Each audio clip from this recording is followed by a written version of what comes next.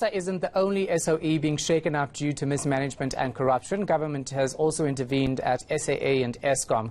Khaya Sithole, Chartered Accountant and Analyst, joins us now for more on this. So Khaya, we look at government intervening in all of these companies, which we have a large stake in. We're finally getting it right. Is it going to work or not? I think the reality is that necessity and circumstances have driven us to this particular position.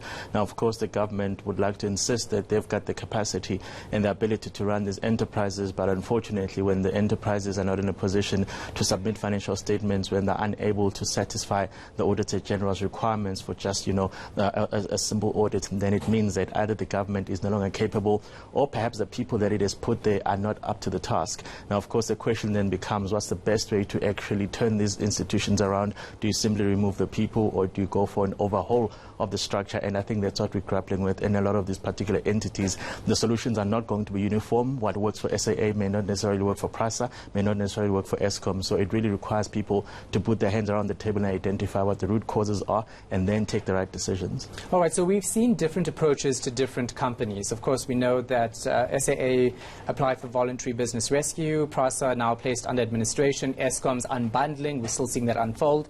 Not really working just yet because we have load shedding today. Yeah.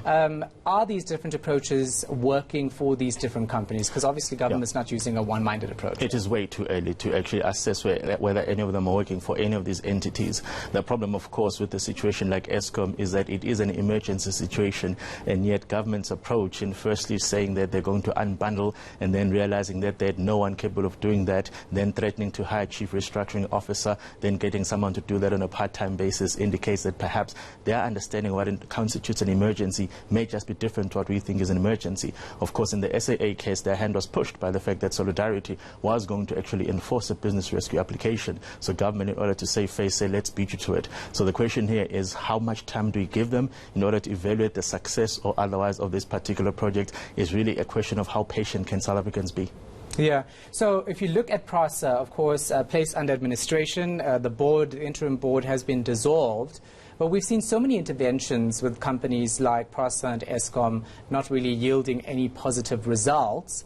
What then do we think about this going on for another year, and a year later we're still complaining? Who's held accountable? The problem with this, there is an accountability vacuum, and that accountability vacuum happens at the political level. Because at the political level, let us face it, if you talk about Prasa's condition today, anybody will say that, well, actually, the genesis of those problems started long ago, and of course, the political principal at that time was somebody else. So you've had all these reshuffles between those political principals. You had Blade Zimande for a short time last year, and then you got Freedom Balula. So they could all legitimately argue that actually I wasn't there when this problem started. So what that does is that it creates this accountability vacuum where you can't pin it on anyone in particular. Similarly, when you've got so many people acting, they would say, well, we were acting, we didn't have unlimited latitude to do the things that we wanted to do. So, of course, there were things that we didn't do simply because we didn't have the security of tenure. So that type of instability means that you literally have to try and find a haystack, a needle in the haystack and say, who's responsible for this? And the answer is that nobody's going to take responsibility.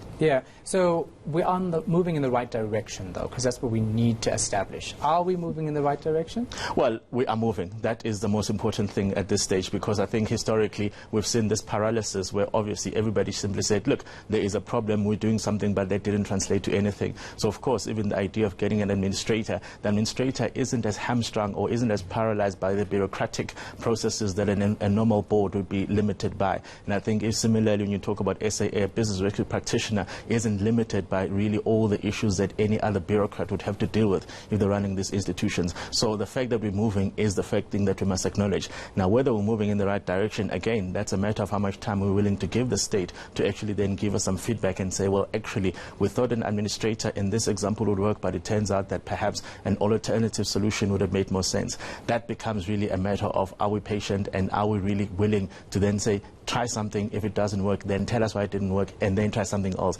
instead of being seen to not be doing anything at all. Yeah, of course, we've been waiting for decades. I don't know how much more patience people actually have when it comes to these things.